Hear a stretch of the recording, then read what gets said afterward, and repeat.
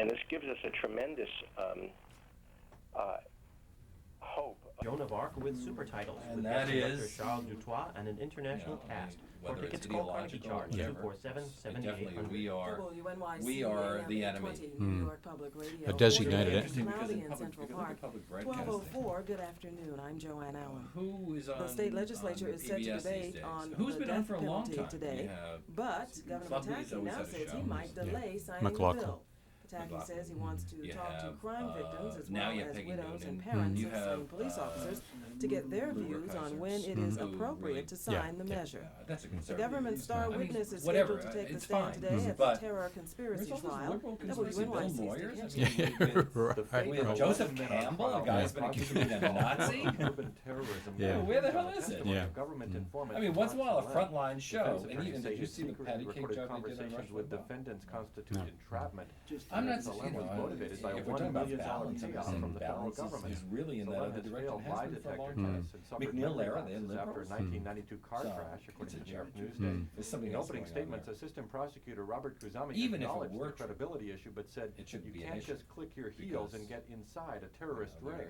I'm you Dick get public Hinchcliffe, broadcasting as an WNYC alternative News. to Fire what you hear in officials say a commercial firefighter broadcasting. is in critical condition today after suffering a heart Anyway, attack while on fighting another a hand, Brooklyn on another fire. level, Officials say the cause guests of that last have night's been on fire this is show, being investigated like but Robert is Bork, considered suspicious. uh, Stocks are lower on have had a chance to talk investor about things nervousness they about the consider declining important dollar. The at a Dow is length that down. they're not Yeah, but earnings right, reports right, and heavy yeah, trading. mhm. Weakness in the dollar is sending shockwaves. Well, In the those- end, I that- think what we do here is simply Rangers talk are about hosting the things Senators, on the Devils something at we Quebec hope a tonight, little below and the the surface, so-called although Mets and the even in so-called 45 Yankees minutes have we're not going to preseason get Yeah, this games going today. on here. Mostly cloudy for Well, this the afternoon. difficulty with that Highs around presentation is that 55 it's with a chance rational. of drizzle Yeah. for tonight, lows around 45.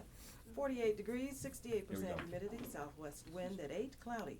You WNYC don't have to. AM 820, New York Public Radio, 12. Later, maybe when we take calls, we'll Hello, put I'm them Yeah, on Cheryl just Dunn. because Right. China Wakes, and you're listening to I've got, have I got a volume down? I do it, there's yeah. a volume control. there. Right, yeah. New York Public Radio. Is that okay? Is that the way you like it?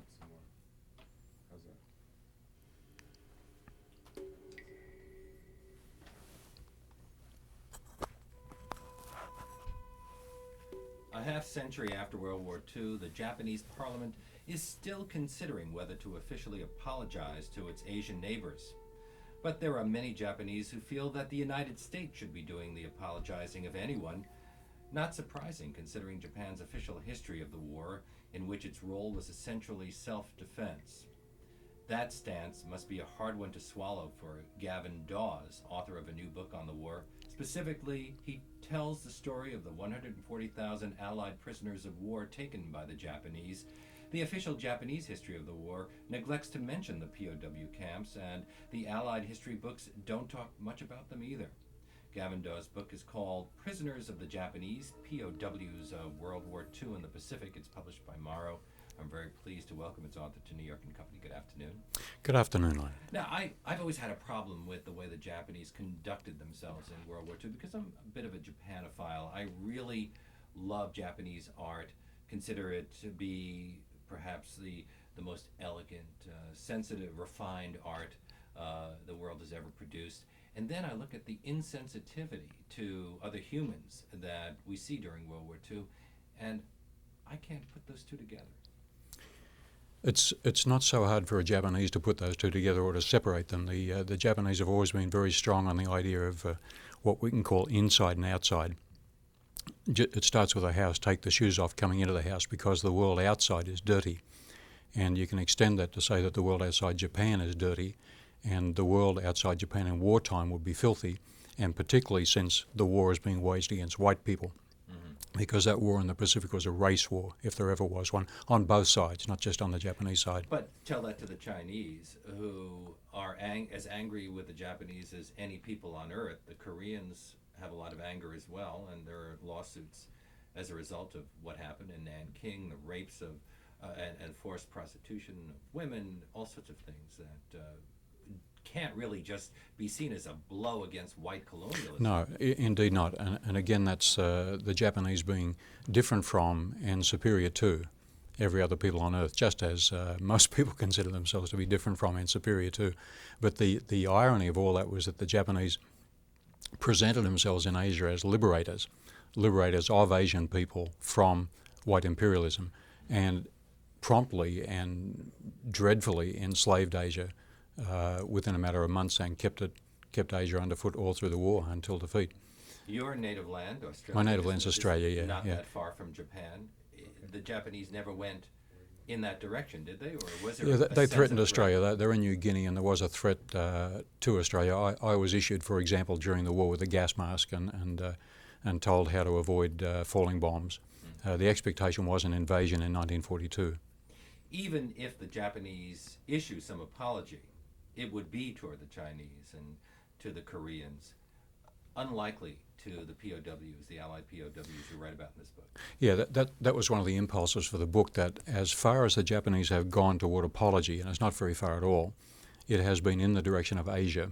It's been the comfort women, the slave prostitutes, who have attracted most world media attention and moral attention, and correctly so. And whatever the Japanese have been saying about restitution has been in relation to them. I think it highly unlikely, even with the 50th anniversary of the war, that the Japanese will turn in the direction of the West, in the direction of these white prisoners about whom I write, and apologise for what was done to them. On the other hand, we seem to have been put in an apologetic position recently. The Smithsonian exhibit that involved the dropping of the A-bomb, the Enola Gay exhibit, has been scrapped because some people felt it just bent over too far to placate Japanese concern. Yeah, the moral arithmetic of that Smithsonian exhibit was extremely interesting. The figure that was used by the authors of the text of that exhibit was to say that in any invasion of Japan, which would have happened had the A-bombs not been dropped, something like 60 to 70,000 American troops might have been killed, as against the 200,000 killed by the two A-bombs at Hiroshima and Nagasaki. Now that leaves out of the arithmetic the 100,000 surviving Allied prisoners of war. There had been 140,000. 40,000 of them were already dead, which is a terrifying death rate for prisoners in a 20th century war. But the moment that the first American soldier set foot on Japanese soil, the prisoners of war, 100,000 of them, would have been slaughtered. The preparations were made, it was ready to be done. And so if you're going to do comparative numbers of deaths, you have to add 100,000 prisoners. You have to add further more than 100,000 white civilian internees held by the Japanese. And then, all the Asians who were and then POWs if as you well. want to be humane and not simply adversary about it, there would have been millions of Asians, including Japanese, who would have starved to death, if nothing else, if the war had gone on for another 12 months. So to some degree, this book is your way of saying we should have dropped the bomb. That's your point in that great debate? No, whether we should have dropped the bomb or not is a question far above my pay grade to answer. It's not within my competence. But the book is simply to say that here's 140,000 men, and the book is 150,000 words, so it's one word per man basically, who have not had the time of day from history, broadly defined, from their own governments, and certainly not from the Japanese government. Now, a lot has been written about POWs in Europe, the way the Nazis treated them. The death rate there was 1 in 25. Why so much less attention to this situation where the death rate was 1 in 3? Yeah, just look at those figures for a second. The irony is that with whatever the Nazis did to Jews and to Slavs and to Gypsies and to Russians and so on, which was horrifying beyond belief, on the Western Front, in relation to Allied prisoners like Americans and British and Australians, they observed the Geneva Convention. And that has a lot of things to say about how you treat prisoners in war, humanely. And the Germans did that. The Japanese did not abide by the Geneva Convention. Their view was that a prisoner taken in battle was a despicable thing, less than human. And by the fact of his surrender, just that fact, he deserved to die. And how did these people die, generally? They died, they were beaten to death, they were starved to death, they were worked to death. They were left to die from untreated diseases like malaria and dysentery. It's the equivalent of being caught in the Black Plague. The death rate was about the same as in the Black Death in Europe. Now, one of the dirty secrets of this war is that a fair number of them also died from friendly fire. Yeah, this is something that is not in any biography of Douglas MacArthur. MacArthur's a great man, one of the greatest men of the 20th century, and that's not just my opinion, that's his opinion as well. And so to find that in the official histories that deal with MacArthur in the war, and the biographies like William Manchester's American Caesar, great book, there's no mention of the fact that MacArthur's orders brought down fire on Japanese ships carrying prisoners of war in conditions worse than slave ships from Africa in the 18th century, to the extent that the torpedo bombings and the submarine attacks on those ships killed almost 1 in 3 of all Allied prisoners who died in Japanese hands. And that's a friendly fire rate, the like of which I've never heard of in modern war. Who do you blame for that? MacArthur, he knew about it. He knew that it went by sinking those ships, he was killing yeah. Americans. There was intelligence from the Filipino underground to MacArthur's headquarters every day, and I've seen the intelligence bulletins and the distribution of those bulletins to the highest level, to MacArthur to Halsey, and those sinkings of those ships, those unmarked ships, went on even after, indisputably, MacArthur knew about it. And many of those people were the survivors of the Bataan death march. Yeah, Those were they MacArthur's men. had survived. They were MacArthur's men. They'd survived the Bataan death march, and they die under the bombs and under the torpedoes of MacArthur's task forces. Yeah. And lest we forget, also a lot of Filipinos. Lest we forget. In fact, probably fewer Japanese on those ships died than any of the prisoners who Yeah, were allies. because the prisoners are packed into the holds by thousands, and the crews and the Japanese troops travelling on deck are only in the hundreds. Yeah. Now, these are survivors of this terrible death march in which hundreds were randomly bayoneted, decapitated. You say that there was a dead body every 10 to 15 yards for 100 miles.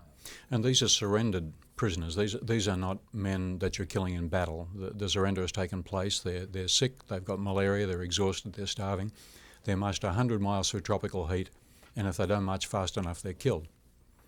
My guest on New York and Company is Gavin Dawes. He's written a book called Prisoners of the Japanese, POWs of World War II in the Pacific, published by William Morrow. Any Australian POWs in that group as well?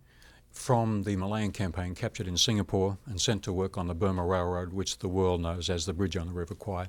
And the death rate there is that for every Japanese soldier in the railroad regiments, for 250 miles of railroad pushed through the jungle, through monsoon weather, through cholera epidemics, for every Japanese soldier, 12,500, a prisoner dies. Wow. And in addition to that, lest we forget again, they have Asian slave labourers, and probably 10 of those died for every Allied prisoner. So we're talking about 200,000 forced laborers from Asia, 12,500 from the Allies, all to build this railroad. Yeah, and there are literally drifts of bones washing up on the sandbanks of the River Kwai all along that railroad. Now, we've all seen that film. You don't get a sense of that kind of horror in that film. Have we been sanitizing Japanese history along with the Japanese? Yes, indeed. And of course we sanitize our own history. This is not exclusive to the Japanese, but the fascinating thing for me was not that the Japanese official history, which runs 100 and some volumes, it mentions the POW camps not at all. That's probably not surprising. What's more surprising is that the Allied histories, the American, the Australian, the British and the Dutch, say next to nothing about their own POWs. And how did you get into this? If this thing is not mentioned, do you know some people who were POWs or relatives of POWs? Well, like all my books, it began by accident. I was in a bar, as I sometimes am, and at the other end of the bar was a man talking about being a prisoner of war. And as happens in those circumstances, my ear grew out in his direction. I talked to him, I talked to other people, and all my books begin in that same sort of random fashion and become compulsions and obsessions and last for years and take far too long and become the history of the world. That's because you keep on going to those bars in between. It's partly that. I was also interviewing in the United States in more Greyhound bus terminals and Motel 6s and trailer camps than most living human beings, and the same in Canada and the Netherlands and England. The people you interviewed still feel damaged. They're the survivors. They're the survivors, and all of them, when I began interviewing, they'd be in their 70s, many in their 80s now. And clinically, to be a prisoner of the Japanese for 3.5 years aged the body 10 to 15 years. So they're very, very old men, and this happened to them when they were young. And the interviews are fascinating, just to go almost unannounced and unintroduced in many cases, sit with them for long enough, take a drink, and each successive hour of the interview gets deeper and deeper and deeper and deeper until the most dreadful things in their lives are talked about. Many times, and this is amazing, for the first time, they've lived with that stuff encysted and abscessed within them for their years from 20 years old to 70 years old. Many people who've been through concentration camps, the Nazi concentration camps, have the same problem.